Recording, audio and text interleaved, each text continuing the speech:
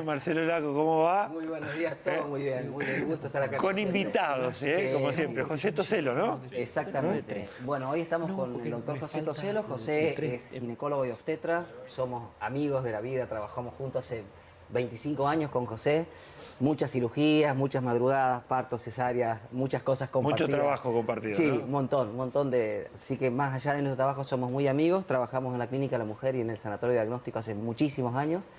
Así que, José, gracias por estar con nosotros. Vamos a hablar de un tema que, a ver, es un tema por ahí difícil de explicar, que se llama epigenética, pero que a su vez es muy aplicable a lo que hacemos nosotros, que es controlar los embarazos de las pacientes. José, explícanos de qué se trata la epigenética. Vamos a hacerlo bien simple para que se entienda. La epigenética es la modificación de algunos genes en positivo o en negativo, activar genes o desactivar genes sin modificar el material genético. Bien, el material genético se mantiene estable, lo que se va modificando es la activación o inactivación de los genes. Esto surge a partir del efecto que hizo la talidomida, que es una droga que un montón de años, en la época de los 50, que era un sedante que se usaba durante el embarazo y provocaba la amputación de los miembros. Bien, esto se llega a la conclusión porque inactivaba un gen que producía vasos sanguíneos. Entonces, la zona donde ese gen activaba, ese vaso sanguíneo no se generaba y entonces todo lo que iba de ahí para abajo no se producía. Entonces, generaba la amputación de miembros. Así también se usaba también un estrógeno durante los embarazos también, que generaba, no inmediatamente, sino que a largo plazo, generaba cáncer en el sistema genital femenino también.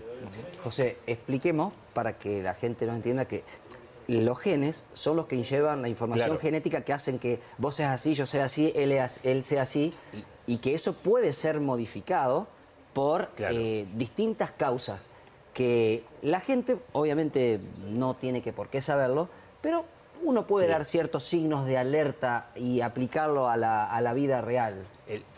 Básicamente, los genes son mitad paternos, mitad maternos. Bien, como que cuando se forma el embrión, el material genético está virgen, ¿bien? Y después pueden surgir modificaciones. Esas modificaciones tienen mucho componente de lo que le pasa a la madre dentro de la panza, ¿bien?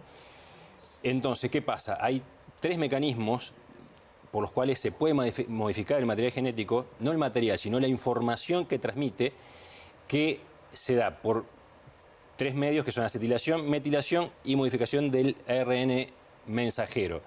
Mientras estos tres mecanismos se puede provocar que se activen o desactiven genes que o muestran información o no muestran información.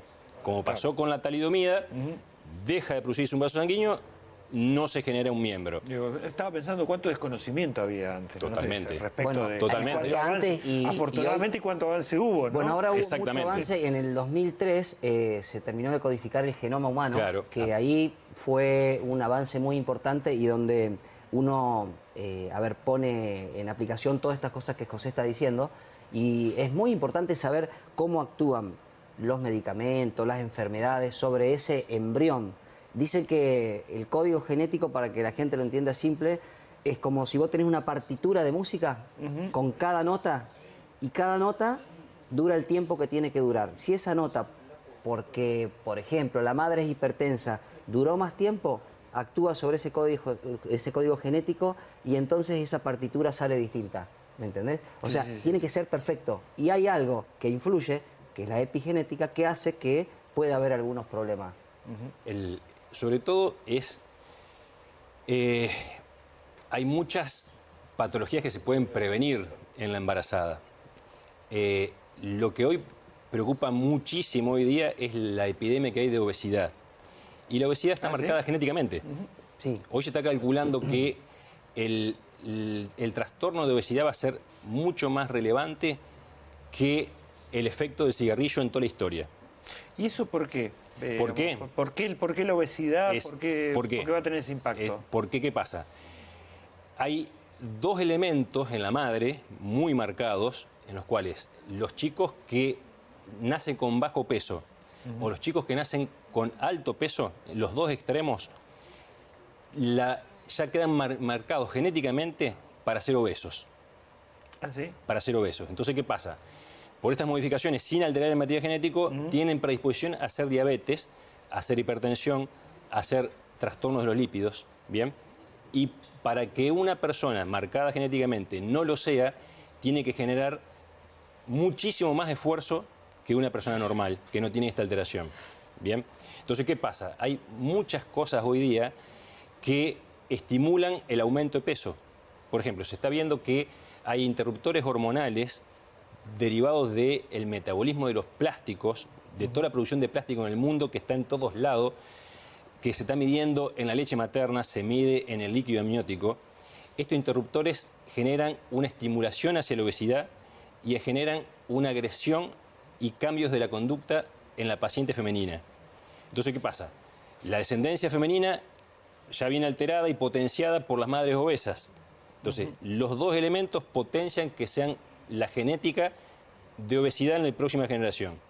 De ahí que nosotros, como obstetras, obviamente, ponemos mucho hincapié en el aumento de peso materno, bueno, en lo que consume la madre, Sí, porque fundamental.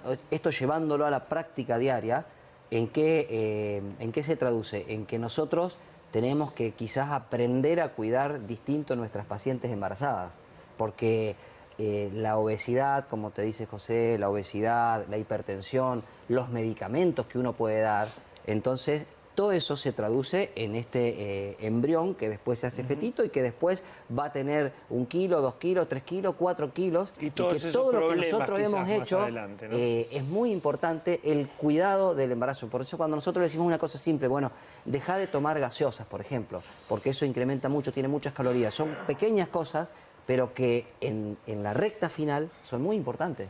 Lo ideal sería hacer una consulta preconcepcional y investigar qué factores de riesgo tiene la madre.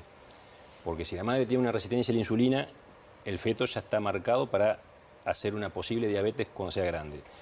Si tiene deficiencia de ácido fólico, puede generar un trastorno a nivel del sistema nervioso, generar espina bífida. Por eso tomar el ácido fólico Exactamente. apenas te enterás que, Claro, o antes que te el ácido quede fólico Hay que tomarlo es muy antes de quedar importante. embarazada. Sí, sí. El ácido fólico no es una vacuna, o sea, no lo previene, porque las vacunas previenen, pero el ácido fólico disminuye mucho la incidencia y es muy notable. Y eso es algo que nosotros podemos hacer, pero ¿qué pasa? En nuestro país, lamentablemente, muchas pacientes ya llegan embarazadas a nuestro consultorio y no hacen la consulta preconcepcional. Claro.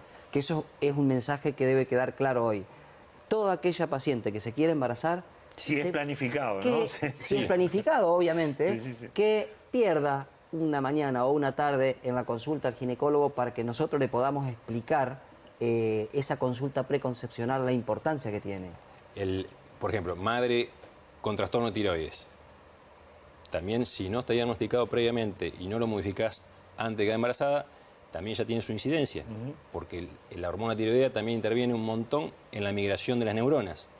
Entonces, todos esos elementos se pueden diagnosticar previo a quedar embarazada y poder intentar modificarlos para que cuando quede embarazada tenga el menor riesgo posible de alteración genética. Tal ¿Bien? cual, tal cual. Bueno, la verdad que es muy, muy interesante el tema y seguramente hay muchísimas cosas más para abordar. Marcelo, Totalmente. vos vas a retomarlo al tema en Tal algún cual, momento. tal cual. Gracias por venir ambos. Dale, Gracias un por gusto. venir. Buenos días. Interesantísimo.